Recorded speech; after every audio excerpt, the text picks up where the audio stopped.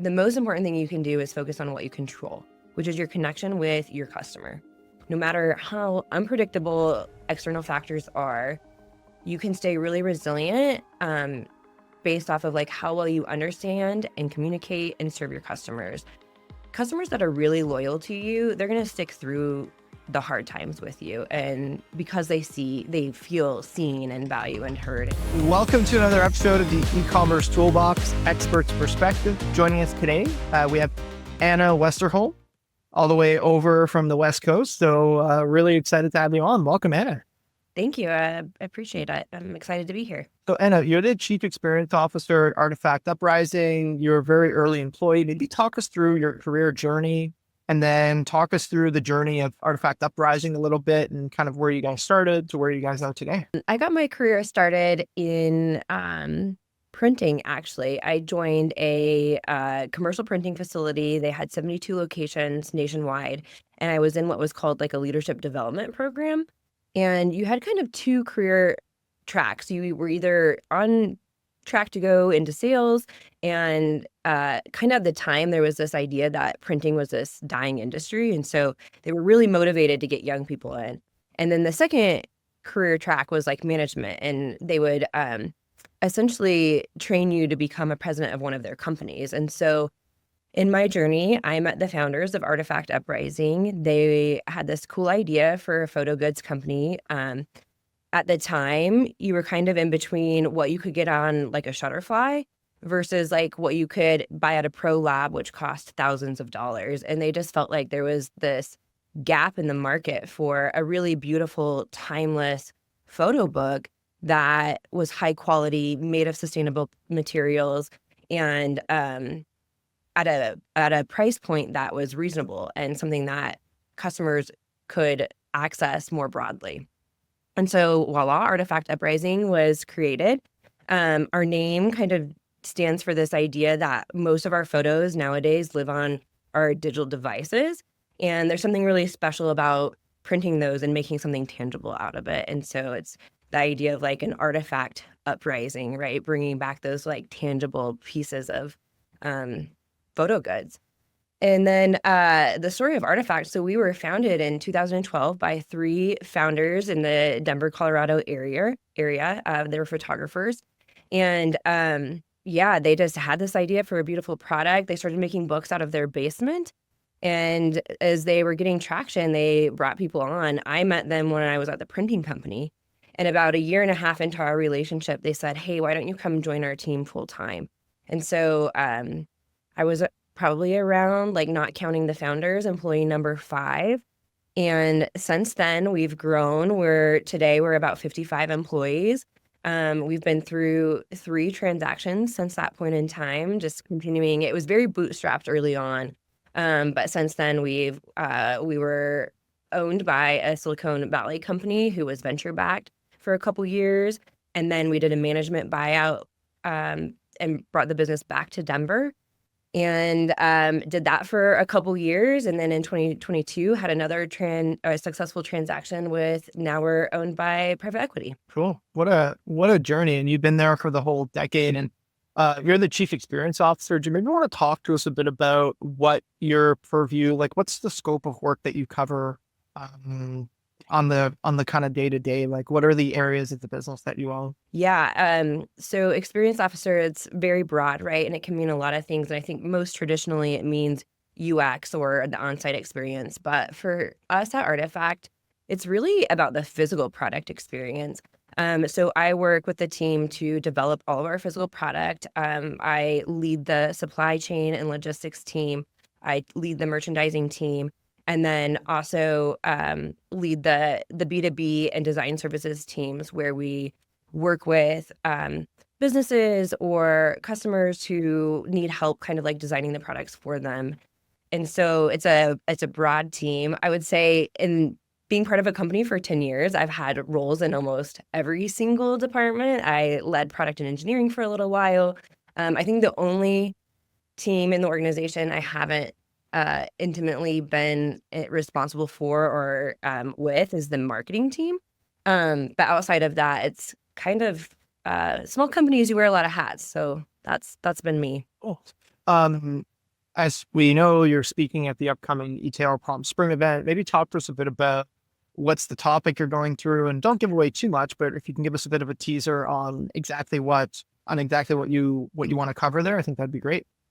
Yeah, the panel that I'm speaking on is focused on growth in uncertain times. And it's really interesting because I would say over the last 5 years, one thing that's really true is that uncertainty has become like the norm, right? Um, we need to be really proactive in how we're thinking and planning. And so, this idea of operational agility and like, how can you do that at scale? And what does it mean to actually be operational agile are some of the topics that we're going to be speaking to. Um, we actually just met as a panel yesterday and we're kind of briefing on our ideas. And I'm really excited because we've got a lot of expertise in different companies. And so I think there will be just a lot of story sharing about how each company has grown and what were the lessons that we've learned throughout that phase of growth. Love it. And I know one of the topics is around using technology to have near real time analysis of data. Yeah, talk to me a bit about your journey there. Obviously, over the last 10 years, the retail landscape for technology has changed a lot. A lot of people wanted to build everything, then it went to we want to buy everything, and now it's kind of somewhere in the weird middle. So maybe talk to us a bit about that. Yeah, yeah, talk about technology changing. I remember early on, we didn't even have any data analytics at Artifact Uprising. And the first time we implemented real-time data, we were just like, okay, what do we do with it now? Like, um, you really can look at it through two lenses. It's a lens to understand what's going on in the business, and then a lever in regards to like, how can you be more intentional about your decision making? Um, what's nice about real-time data is that you're making decisions as close to them happening as possible. And I actually have a colleague who she has kind of taught me this philosophy around like you want data to inform your decisions, but you want intuition to guide them. And it's really like this balance between evidence and instinct that keeps our strategies effective and building upon that customer experience. And so data is a tool, and the more that you can get that data in real time, the more you can speed is in your favor to make changes and apply the learnings. I love that. And I think when it comes to retail, there's a few different types of purchases. There's obviously the very clear Amazon experience. You want a cart, buy toilet paper and paper for your house. And then you have more personalization, something that is a bit more, call it like a custom artifact, right? Like maybe a custom calendar or something like that. Obviously, folks help people create custom products. Um, how have you scaled personalization as you've gotten bigger? I'm assuming the early days, maybe you help the customer at the final, like hand-to-hand combat. Everyone in the startup does that. But yeah, how have you kind of scaled that same experience as it's gotten from a smaller to a much larger scale? Yeah. As you mentioned, our products are really personalized in nature. And so the person building the products, they're uploading photos, they're selecting customizations that are to their unique preferences. Um, so when you have such a personalized product, it's really important to carry that personalization into how we communicate and how we inspire our customers. And because ultimately we want them to trust us in the sense that they're telling their story through our products. The best way that we can build that trust is giving them a really personalized experience through the whole customer journey. And the way we do that is like serving up content and products that are relevant to them. So, for example, we have a lot of brides that come to us for their wedding album. We're going to serve them an experience and content that is specific to that stage of life. On the flip side, you might have a mom like me who's got two kids, and I'm always trying to think of like, what's the next gift I can give grandparents because, like I got all these photos of my kids. Grandparents love getting photos of kids. And so I just want to be inspired with like, what's the new cool gift to give? And so we have to build those customer journeys for those different segments of customers.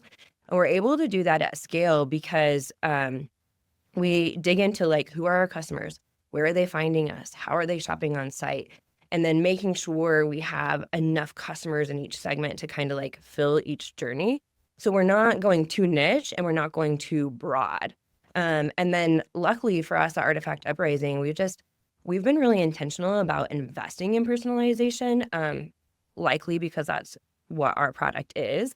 Um, Through technology and creative, it takes a lot to like serve up those different journeys from a creative perspective. And you do have to intentionally make the investment for it.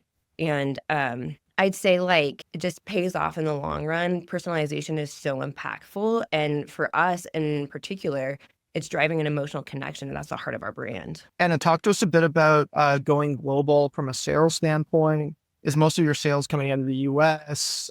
Do you plan on keeping it like that? If so, why? And talk to us a bit about having to tap into different markets.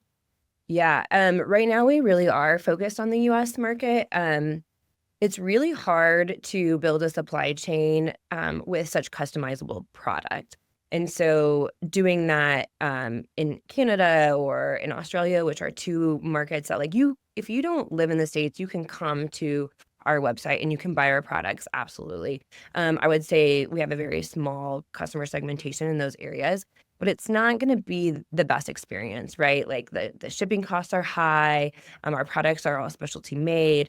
We are a smaller company. And so like when you're building one-off products, there's economies of scale and volume. And if we were really focusing globally, we probably wouldn't get that by spreading our volume all different places. So right now, logistically, and it takes a lot to like serve those different markets from a marketing perspective too. And we're just not there from a resourcing perspective.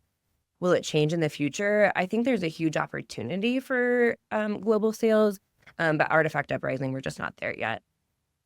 Yeah, and that was actually going to lead into my next question around supply chain. So how do you actually curate a supply chain? Let's forget globally for a second, just within the US. Like how do you fulfill an order 1 minute in LA and then in the other minute in, I don't know, like New York or even further east and ensure that it's the same level of quality?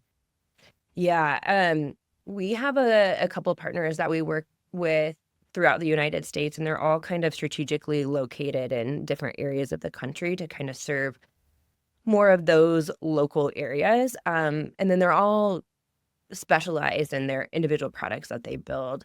And it's a fine balance between like, hey, are we going to get the best product coming out of this company, but it's a product that has to ship from New York all the way to California. And we're just constantly looking at it, and we're constantly talking to new partners, and we're constantly looking at like who can make what, and then our operations team is always going in and being like, hey, is it being made to the standards? Is it the quality what we want? And just the partners we work with are almost as closely integrated into our company as you can be, but still being two different companies.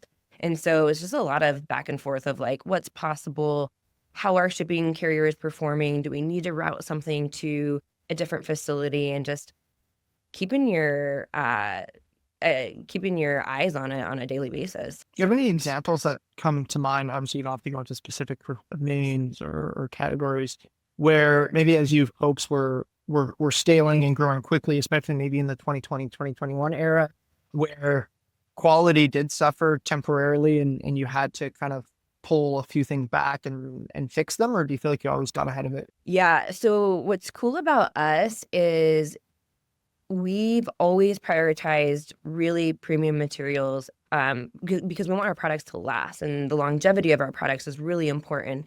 And so we have to pick really intentional materials to do that. And what was great for us is during that 2020, 2021 period, those materials were not hard to get. It was like the more commoditized materials that were really hard to get, and people were having to shift and change materials. And for us, our supply chain stayed really consistent. We did have issues with like logistics. I think everybody did because ecom was like booming, and we hired a role that was like, hey, you got to specifically look at logistics and decide which partner is going to be best for what location and what's shipping. And that I think shipping prices continue to rise. And so it's like something that we're constantly keeping our pulse on. But material wise, we were really lucky during that period of time. And as we look to wrap up, Anna. I'm really, really excited to ask you the last question around some of the key trends for 2025. What's kind of top of mind for you, and what do you think should be top of mind for other retail leaders? I think in an environment that's ever changing, particularly with uncertainty around economics or new generations gaining buying power or continued potential supply chain disruptions, the most important thing you can do is focus on what you control, which is your connection with your customer. No matter how unpredictable external factors are, you can stay really resilient based off of like how well you understand and communicate and serve your customers. Customers that are really loyal to you, they're going to stick through the hard times with you, and because they feel seen and valued and heard. And so, yeah, just like continue to build those relationships with your customers, get great customer feedback loops going, talk to as many customers every day as you can. Like that's what we live by. Artifact, our CEO is like, I want everybody in our company to talk to 10 customers a month. And do we always get to do that? Not always, but it's a great goal to strive from. And so, yeah, just really focus on your customer, make sure you're meeting their needs and you understand what their needs are. And I think that will prove to be a really strong foundation through uncertain times. I love it, Anna. Well, thank you so much for your time. It's been a phenomenal episode. The Ecommerce Toolbox Expert Perspectives is brought to you by Noibu.